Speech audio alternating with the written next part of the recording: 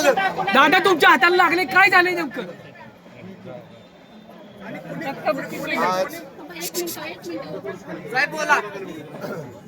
आज बोला. आज जिल्हा परिषद साताराच्या अध्यक्ष उपाध्यक्षाच्या निवडीचा कार्यक्रम होता आणि शिवसेना राष्ट्रवादी काँग्रेस आमच्या युतीकडं आम्ही मतदानाला येताना 33 सदस्य एका वाहनातनं आलेलो आपण सुद्धा सगळ्यांनी पाहिलेलं आहे.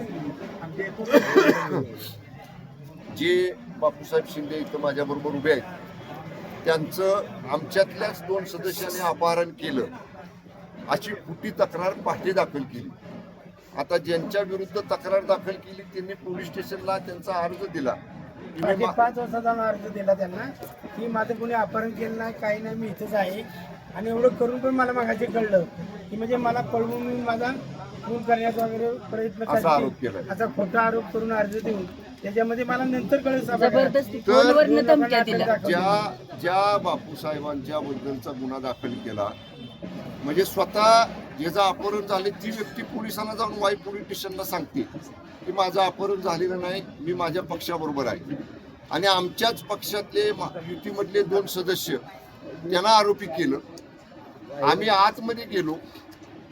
आपण कदाचित व्हिडिओमध्ये तुमच्या नसल आलं इथं तळमजल्यातलं पण कामेश कांबळे नावाचे एक राष्ट्रवादी काँग्रेस पक्षाचे सदस्य त्याला हित दमदाटी केली. इथल्या मंत्री महोदयांनी शिवेंद्रसिंह राजे भोसलेंनी स्वतः मी त्याला मी घेऊन आत जात असताना त्याला ओढलं.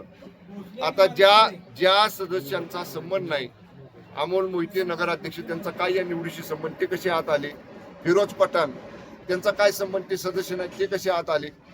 त्या लोकांनी मी त्यांना धरलं असताना तिथनं ओढायचा प्रयत्न केला. आमदार मकरंद पाटील साहेब होते आम्ही होतो. आम्ही त्याला घेऊन आतमध्ये गेलो म्हणजे आतमध्ये त्यांना दरवाजापर्यंत सोडलं. आम्ही बाहेर थांबलो तिथं आतमध्ये. आता आपल्याला सांगितलं सदस्यांनी आमच्या की त्यांनी हात वर त्यांच्या बाजूने केला नव्हता तरी सुद्धा 3 वेळा विचारलं हात वर करायचा आहे का हात म्हणजे काय आणि त्याचा धरून हात शेजारच्या सदस्यांनी धरून त्यांचा हात वर केला. याचा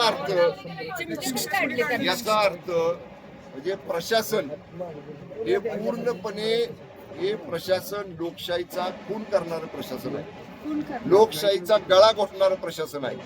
मी सांगतो ज्या 2 सन्मान्य सदस्यांच्या विरुद्ध तिने अपहरणाचा तक्रार केली ते बापूसाहेबांनी स्टेटमेंट पोलीस स्टेशनला दिलं होतं. त्या सदस्यांना आम्ही सभागृहामध्ये त्यांना घेऊन जात असताना मी त्यांना धरलं होतं. आमच्या मांडवे संदीप मांडवेना 10 पोलीस मला ओढत होते. 10 पोलीस. मी पालकमंत्री आहे, राज्याचा मंत्री आहे. आबा तिथं माझ्या मदतीला आले. आबांना 4-4 10 पोलीस धरत होते. म्हणजे राज्याच्या मंत्र्यांना जर पोलीस आता माझ्या हाताला लागलं रक्त आलं त्या हातातलं मी त्याला रुमाल बांधला ते सगळं होईपर्यंत नंतर पट्टी या ठिकाणी केली. म्हणजे पोलीस सुद्धा घरगाड्यासारखं वागले, घरगाड्यासारखं. ज्यांचं त्यांना भारतीय जनता पक्षाच्या घरगाडीसारखं काम सातारा पोलिसांनी केलेलं आहे. अत्यंत निंदनीय कृत्य आहे, लोकशाहीचा गळा घोटणारं कृत्य आहे. निश्चितपणे याचे पडसाद सातारा जिल्ह्यामध्ये तीव्रपणाने उमटतील आणि आम्ही जरी महायुती सरकारमध्ये मंत्री असलो तरी शेवटी आमचे पक्ष आहेत. आमच्या पक्षाचं काम करायचा आम्हाला अधिकार आहे. पक्षाचं काम करताना पोलीस बळाचा वापर केला त्यांनी, पोलीस बळाचा 100 साध्या देशात. जिल्हाधिकारी सुद्धा त्यांच्या प्रक्रियेमध्ये असताना त्या प्रक्रियेमध्ये आज जाऊन सगळे मंत्री आणि आमदार सरळ सांगतात आम्हाला मतदान करा, सीसीटीव्ही फुटेज बघून घ्या. याचा अर्थ प्रक्रियेमध्ये जाऊन आतमध्ये जाऊन जर बोलत असतील तर लोकशाही कुठली राहिली ती. आणि मी एक सांगतो आता भाजप ढोलताशा वाजवू दे पण नैतिक विजय हा शिवसेना राष्ट्रवादी काँग्रेस पक्षाचा आहे. आमचे 37 सदस्य होते. आमच्या 2 सदस्यांना त्यांनी घेऊन गेले, शिवसेनेच्या राष्ट्रवादीच्या 2 सदस्यांना घेऊन गेले. आता त्यांच्यावर डिस्क्वालिफिकेशनची प्रक्रिया पक्षामध्ये आम्ही सुरू करणार आहे. तो भाग वेगळा आहे. पण अशा पद्धतीनं बहुमत कुणाला दिलं होतं जिल्ह्याने 37 सदस्यांना निवडून देऊन राष्ट्रवादी काँग्रेस पक्ष शिवसेनेच्या युतीला सातारा जिल्ह्याला जिल्हा परिषदेतलं बहुमत दिलं होतं. जनमताचा अपमान, जनमताच्या निर्णयाचा घोर अपमान प्रशासनाच्या, पोलिसांच्या, जिल्हा प्रशासनाच्या मदतीनं भारतीय जनता पक्षाने या जिल्ह्यामध्ये आज केलेला आहे. ठीक आहे, आता त्याला क्षणिक आनंद मिळेल, पण घोडे मैदान दूर नाही. पुढं खूप मोठ्या मोठ्या निवडणुका येणार आहेत इथनं पुढच्या काळामध्ये.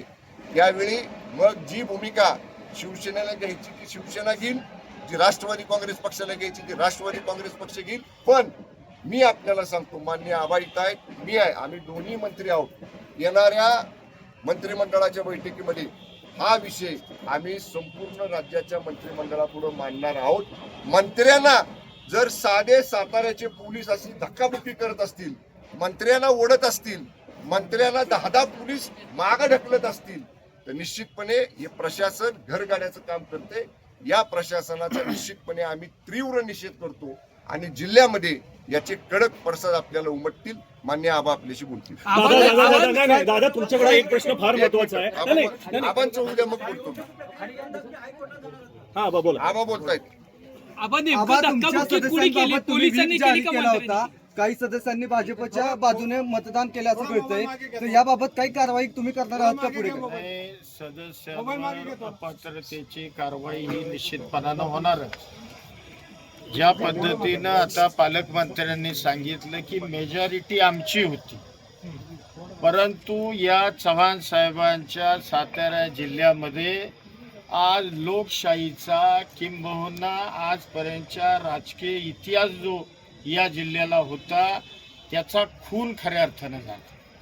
म्हणजे आजपर्यंत या जिल्ह्यामध्ये अनेक संघर्ष राजकीय झाले, अनेक पक्षांचे झाले, नेत्यांचे झाले, परंतु इतक्या खालच्या पातळीवर राजकारण या जिल्ह्याचं याच्यापूर्वी कधीही झालं नाही.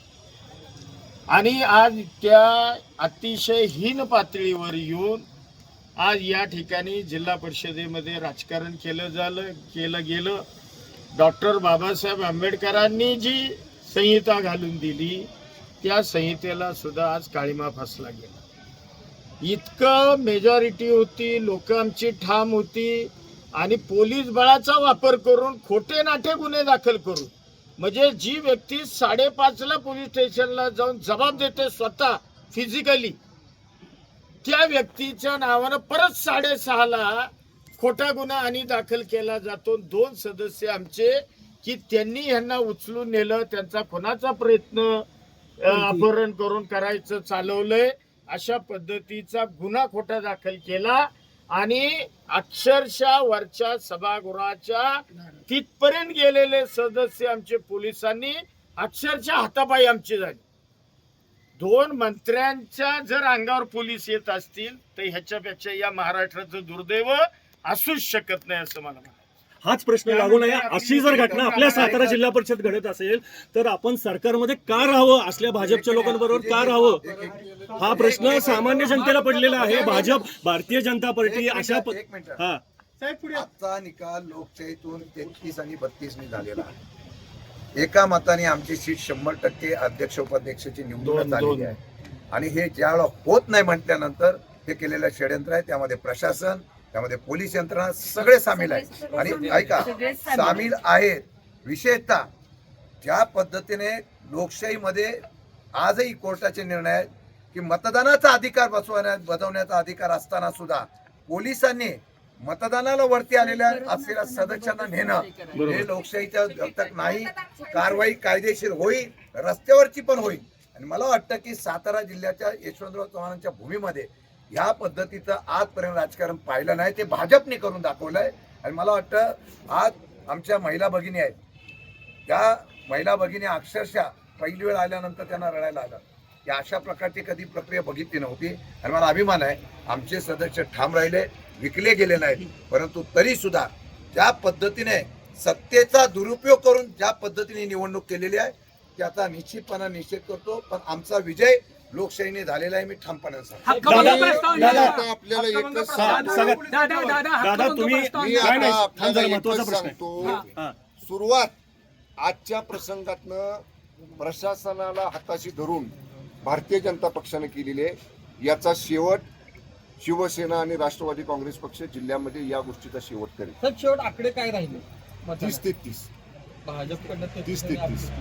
नाही, एक मिनिट 30 मध्ये 2 आमचे कोर्टात पोलीस स्टेशनला नेले आणि शेवटच्या उमेदवाराला बळजबरी हात वर करायला लावला. शेवटचा सदस्य जो होता कामेश कांबळे तो अजिबात हात वरती करत नव्हता. आमच्या सदस्याला जबरदस्ती हात वरती करायला लावले. भाजपच्या राज्यात पालकमंत्री नाही, माझा एक महत्वाचा प्रश्न आहे. पालकमंत्र्याच्या हाताला लागतंय, पालकमंत्र्याचं रक्त बाहेर येते, तर अशा भाजपच्या राज्यामध्ये आपण सत्तेत राहावं असं वाटतं का? आबा तुम्ही किंवा शंभूराज देसाईंना असं वाटतं आम्ही का? आता रविवारी मुंबईला जातोय. मी हा सगळा इतिवृत्तांत माननीय एकनाथजी शिंदे साहेब आमचे मुख्य नेते आहेत, त्यांच्या पहिल्यापासून आतापर्यंत काय काय घडलं हा सगळा इतिवृत्तांत भेटून समक्ष मी शिंदे साहेबांना सांगणार आहे. मान्य आबा सुनेत्रताई वहिनी साहेबांना आणि तटकरे साहेबांनी ही सांगतील. आमच्या वरिष्ठ नेत्यांना आम्ही सगळे हकीकत सांगू कशा पद्धतीने हे घडलं, त्यानंतर पुढचा निर्णय आम्ही घेऊ. दादा तुमच्या हाताला नेमकं कसं लागलं त्याच्याबद्दल मला सांगा. त्या गर्दीत काहीच कळालं नाही. जेव्हा मला दुखायला लागलं, रक्त पडायला लागलं, तेव्हा माझ्या लक्षात आलं की तिथं कापल्यासारखी जखम झालेली आहे. म्हणून तात्काळ माझा एक बॉडीगार्ड माझ्या बरोबर होता, तिनं रुमाल काढून दिला. त्या रुमालाने मी तो हात दाबून धरला, रक्त थांबू दिलं तिथलं, आणि ही सगळं संपल्यानंतर मग मी डॉक्टरला बोलून ते स्वच्छ करून घेतलं आणि डॉक्टरने त्याला बँडेज. तुम्ही तक्रार दाखल करणार आहे का? या तुम्हाला जे लागलंय, तुम्हाला रक्त आले दादा, तर तुम्ही तक्रार दाखल करणार आहे का? सांगतो ना तुम्हाला, याची सुरुवात भारतीय जनता पक्षाने केलेली आहे. त्याचा शेवट आम्ही 2-3 जण मिळून करू जिल्ह्यात. चला, धन्यवाद.